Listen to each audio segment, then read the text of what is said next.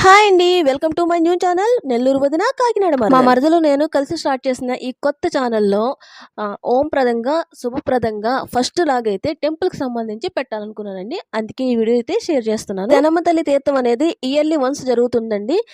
ఈ టైంలోనే జరుగుతుందనమాట. ఎవ్రీ ఇయర్ కూడాను. ఈ తీర్థం అనేది కూడా చాలా పెద్దది ఉంటుందండి. ఈ చివరి నుంచి ఆ చివరి వరకు ఉంటుంది. దీంట్లో ఇంకొక ఫేమస్ ఏంటంటే మందు కాల్పు అనమాట. చాలా భారీ ఎత్తున మందు కాల్పు అనేది చేస్తారండి. నేను అది నెక్స్ట్ షార్ట్ వీడియోలో నేను మీకు షేర్ చేస్తాను.